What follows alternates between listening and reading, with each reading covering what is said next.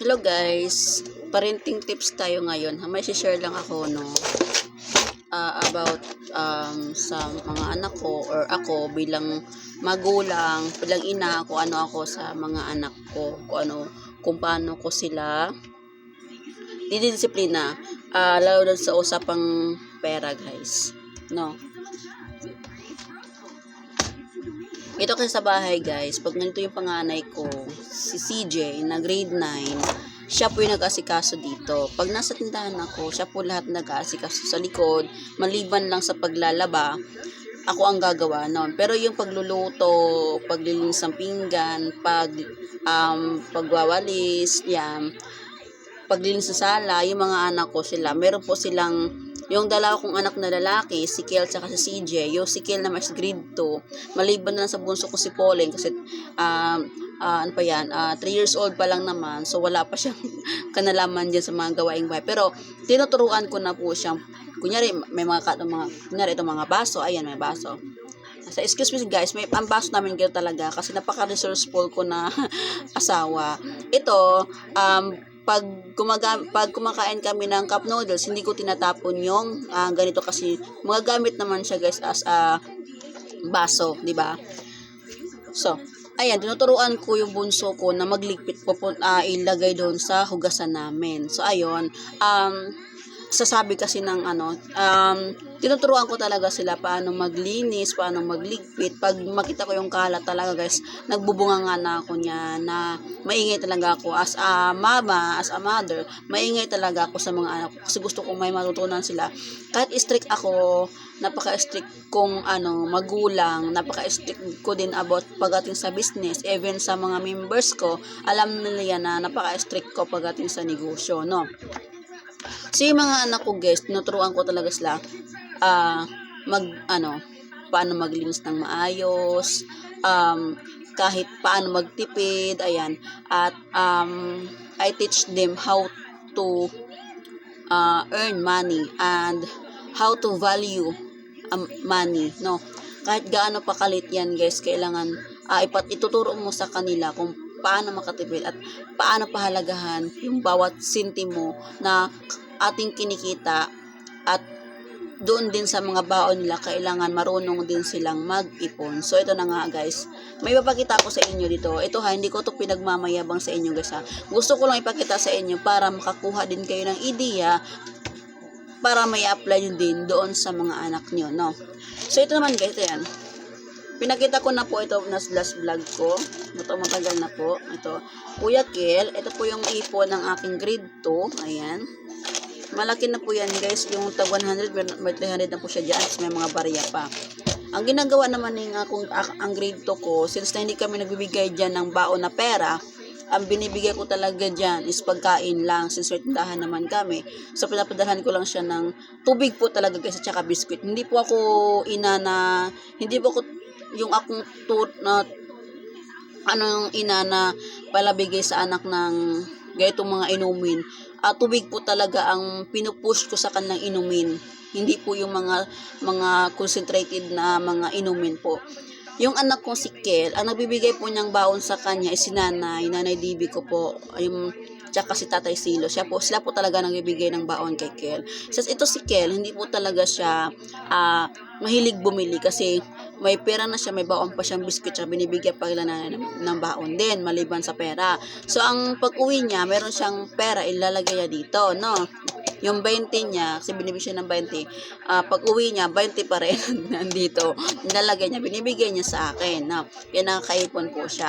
At nung isang araw, bibili siya ng tsinelas, kasi yung tsinelas niya, sira na nga po yung dati kong binili na sira na. Ngayon, sabi niya, bibili siyang tsinelas, meron siyang pera dito. So, dito niya kinuha ang pambayad niyang 100. No, di ba guys? Nakakatulong na sila. Kahit bata pa lang sila, nakakatulong na. Ito naman yung Kuya CJ. Ayan, aking grade 9. Ayan, Kuya CJ.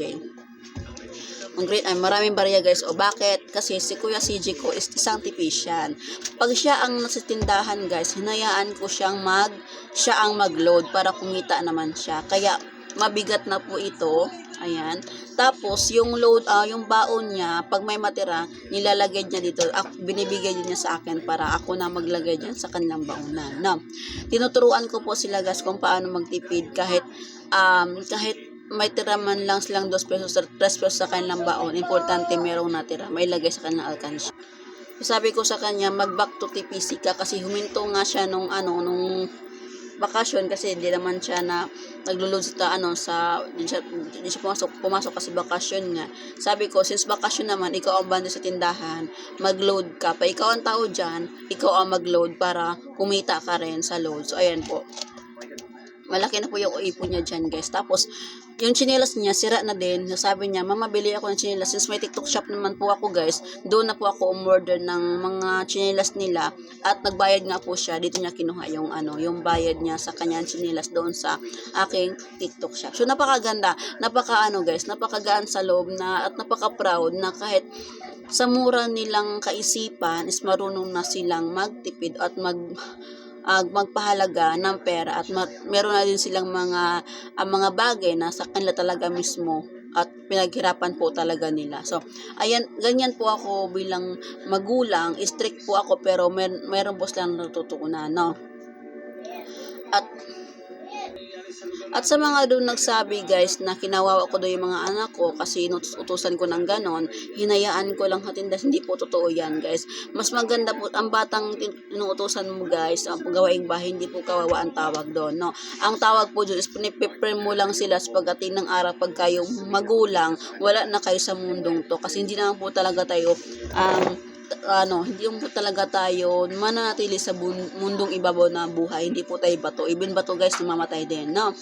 So, hinahanda ko lang sila if ever na pagdating ng panahon ni kaya ng papa niya is wala na, no? Para matuto din siya sa buhay, guys. Sa tindahan, hinayaan ko siya. Yung panganay ko, hinayaan ko sa tindahan. Siya nagbabantid dito. Kaya kadalasan, yung mga bumibili, ang tawag na CJ, kahit ako'y nandito kasi si CJ nga ang lagi nandito sa tindahan pag umaga. No? Pag hapon naman, pasok naman siya. So, ako na paghapon hanggang gabi. Pero maliban lang, pag may labahin sa likod. Pagdating ni CJ ng alas 7, kasi kaso yan, magluluto, magbukas ng pinggan, maglilinis. Tapos dito na siya kasi ako ay maglalaba doon sa likod. So sa mga nagsabi doon guys na kinakawawa ang mga bata na inuutosan ng gawaing bahay, hindi po totoo yan, no?